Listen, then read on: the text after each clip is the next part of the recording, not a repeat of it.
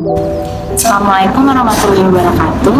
Perkenalkan, nama saya Yulia Rahman, mahasiswi koasistensi PPDH gelombang 23 kelompok 4. Kali ini saya akan memaparkan kasus mengenai distokia dan inersia uteri.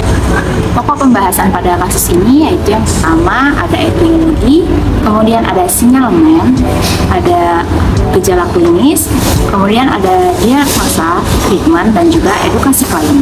Yang pertama, etiologi. Etiologi dari distokia sendiri, distokia merupakan suatu gangguan dari proses kelahiran atau partus sehingga induk sulit mengeluarkan fetusnya. Distokia dapat terjadi karena penyebab fetal ataupun penyebab maternal. Inersia uteri merupakan faktor yang paling umum pada induk, kemudian malposisi merupakan faktor janin yang paling sering terjadi. Terutama kepentingan pada kucing terjadi 63 hingga 65 hari, sedangkan pada anjing terjadi 57 sampai 72 hari dengan rata-rata 65 hari. Tanda-tanda mendekati proses kelahiran yaitu yang pertama perkembangan mamai, pembesaran vulva, dan relaksasi ligamen panggul.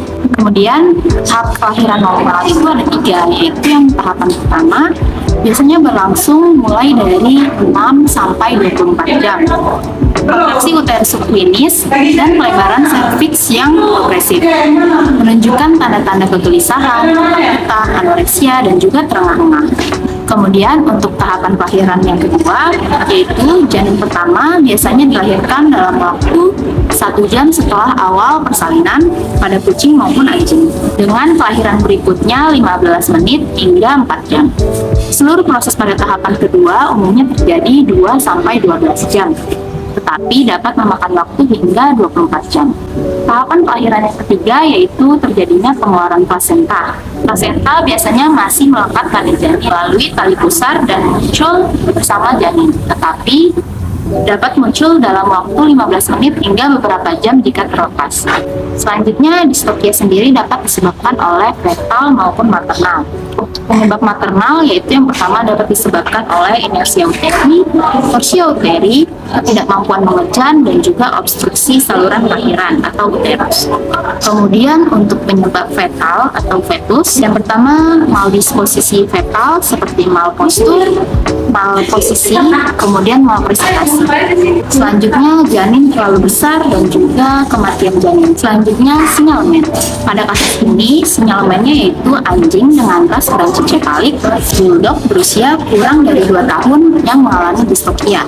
Tanda-tanda distokianya sendiri meliputi kontraksi uterus yang berlangsung dari 1 jam tanpa mengeluarkan janin, dan juga bisa lebih dari 3 sampai 4 jam tanpa kontraksi uterus, dan juga kegagalan memulai persalinan pada akhir kehamilan. Faktor ataupun penyebab resikonya yaitu fetus yang memiliki ukuran yang sangat besar menjadi predisposisi dari distokia sendiri. Kemudian temuan sejarah yang paling sering pemilik mengamati perubahan perilaku yang mungkin terkait tidak terkait dengan kematian janin.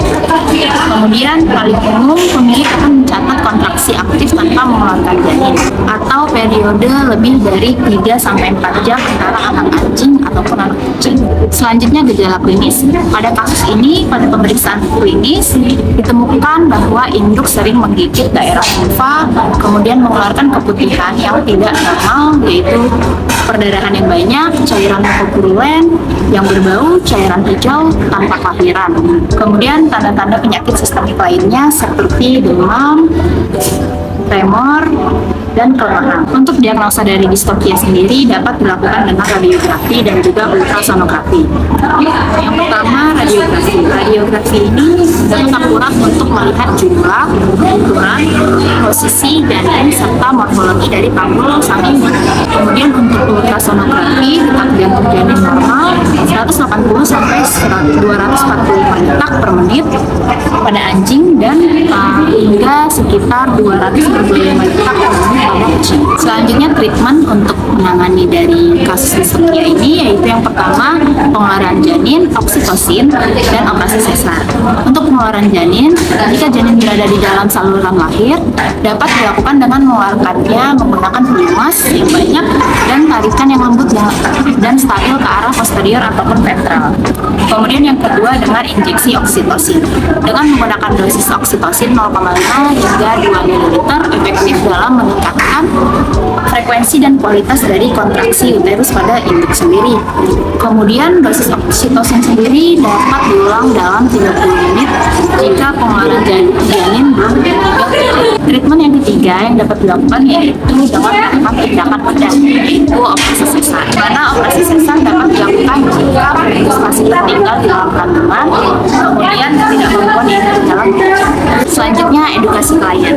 Edukasi klien yang dapat diberikan yaitu yang pertama memberikan informasi kepada klien mengenai tanda-tanda klinis dari distopia sendiri dan juga memberikan instruksi kapan waktunya untuk mengunjungi dokter hewan. Kemudian prognosis dari kasus ini yaitu tingkat keberhasilan manajemen medis distopia sekitar 20 hingga 40% dalam literatur veteriner. Tingkat kematian fetus meningkat ketika distopia dibiarkan berlanjut selama lebih dari 4,5 hingga 6 jam sejak awal persalinan. Sekian pemaparan materi distopia